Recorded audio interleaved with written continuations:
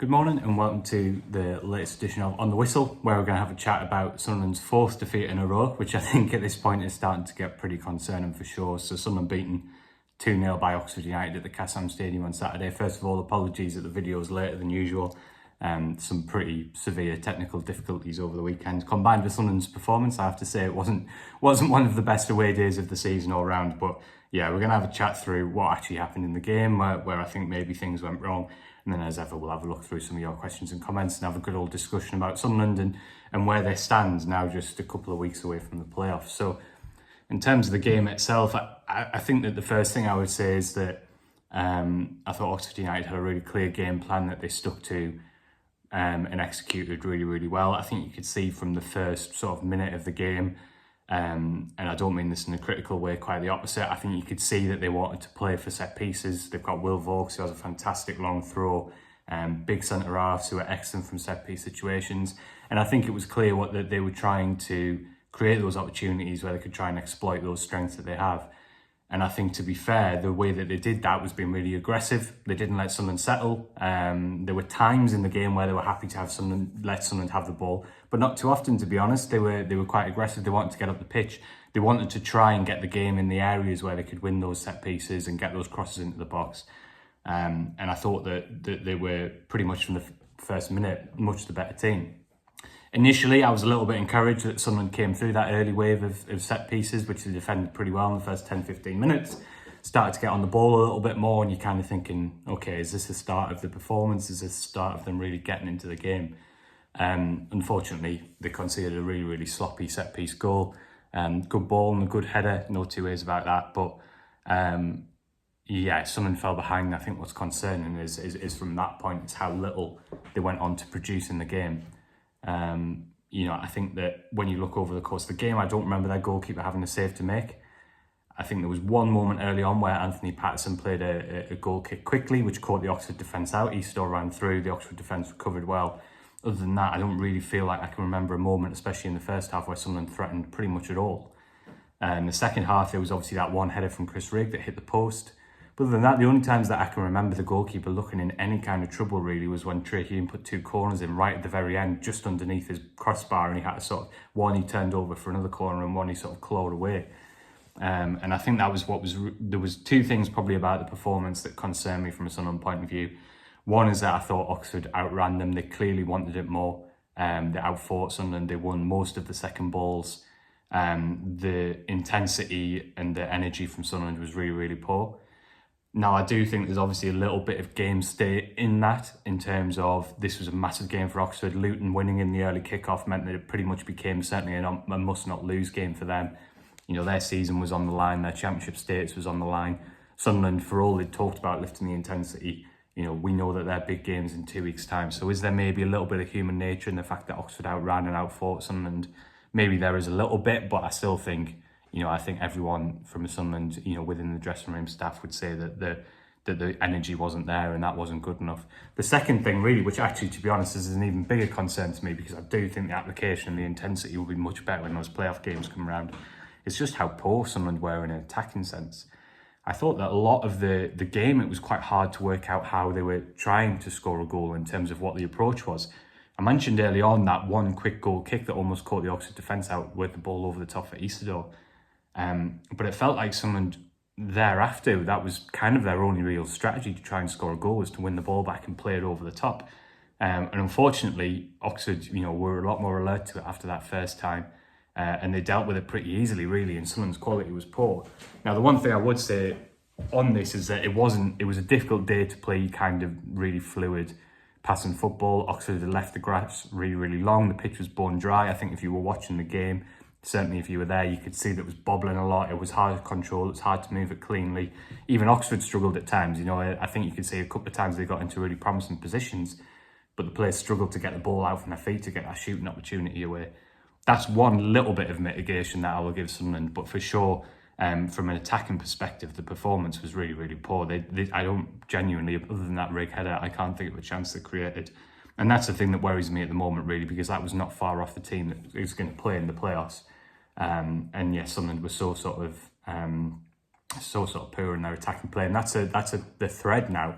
You know, if you go back to the March international break and all the games since then, I think they've only scored 3 goals. Trey Humes' volley against Millwall, Trey Humes' free kick against West Brom, which was a good delivery, but definitely a goalkeeper error.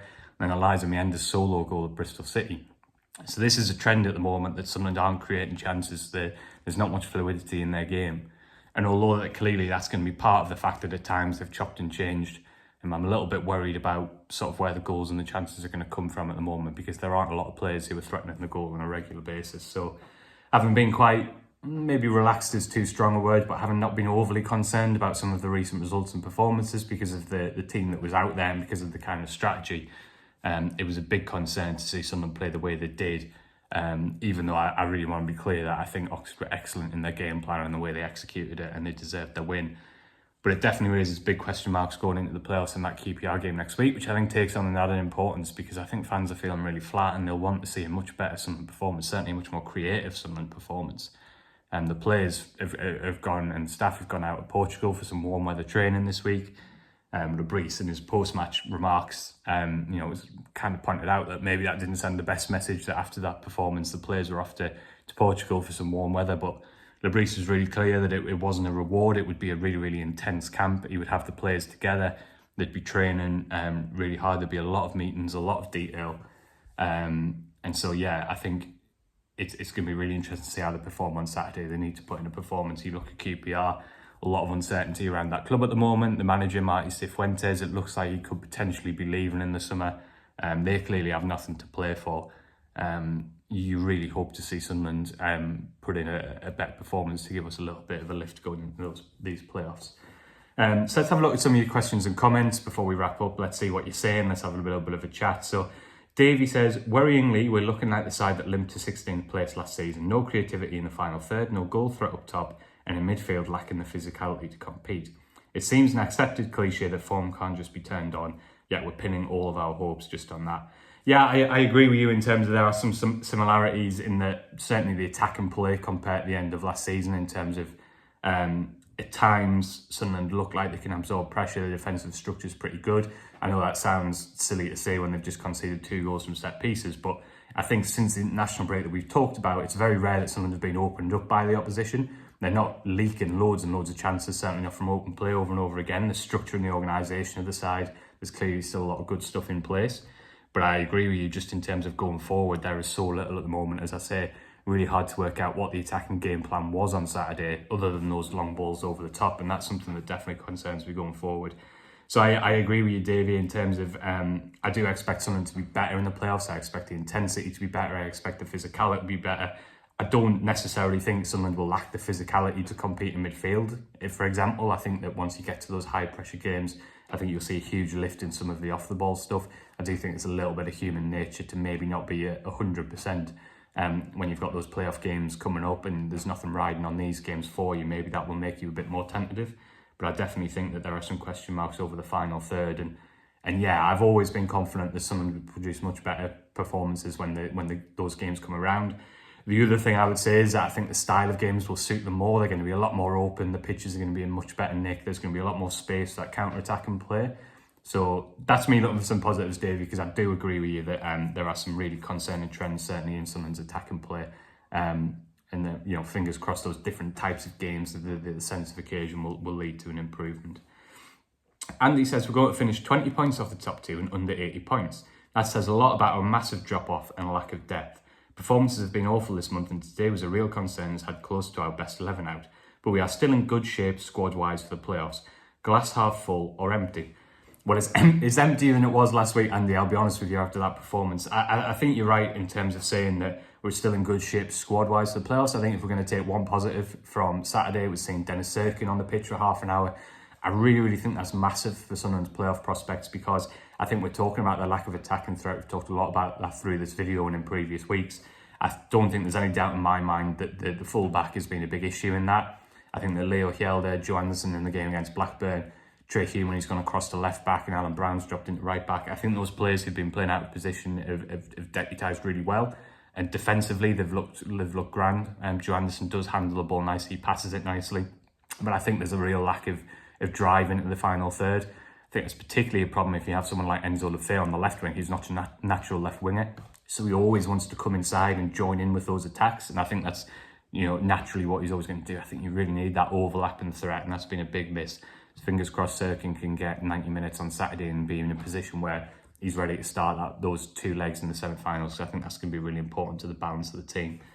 So I think you're right. I think squad-wise, when hopefully, touch wood, everything is going to be a lot stronger in terms of the shape of the squad and players in by and large in their best positions than it was for the Luton game 2 years ago.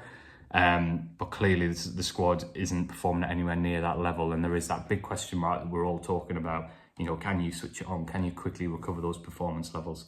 So I'd struggle to sit here and say that my glass is half full, Andy, but I agree with you in terms of the squad. There are some positives. I do expect someone to be better in the playoffs, but I was quite alarmed by what I saw on Saturday. There's no doubt about that.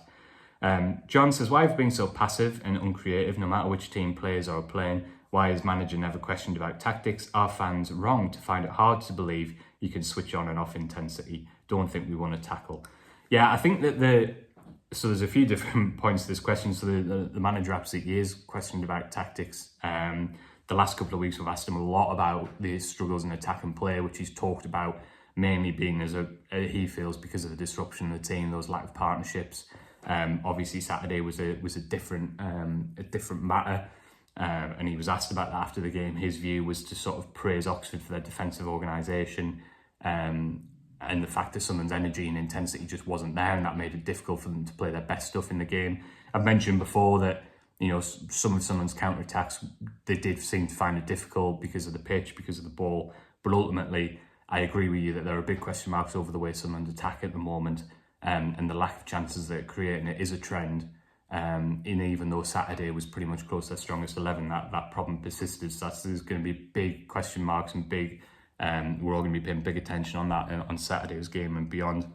In terms of whether you can switch on and off intensity, I do think naturally off the ball in those duels, the physicality, I think it's going to be loads better in the playoffs. I genuinely do. I think that it's natural to be a little bit tentative, as I've mentioned earlier in this video, when there's not so much riding on the games, when you've got huge games on the horizon to think about. I think even if it's subconscious, I think you're always going to be a little bit more tentative. I think we will see a difference in Sunderland in the playoffs. Are they going to be able to reach the level of performance and cohesion in that short space of time that we need to see them to beat these teams? I honestly don't know the answer to that, John, and we'll have to wait and see. So I completely understand the sort of the fans' concern. I share it in a lot of aspects of Sunderland's play. I do think the playoffs will be a completely different animal and we'll see a different Sunderland. But I thought we'd see more cohesion and more fluidity in their attack and play on Saturday than we did, and that's definitely a bit of a concern. So Ian says, despite going into playoff mode and fielding our best 11, the attack and play was probably close to, if not the worst we've been today. Lacks tempo, inventiveness and basic intent, and that's the major concern for me. What do you think, Phil? I think I've probably talked a bit about that, Ian, in terms of I do think there are some aspects of it that'll be better in the playoffs, but definitely share that concern. And then Ian asking, how do RLB and the players see it? Are they concerned? So yeah, that's a really interesting question. Obviously spoke to Dan Neil after the game, spoke to Labrise after the game.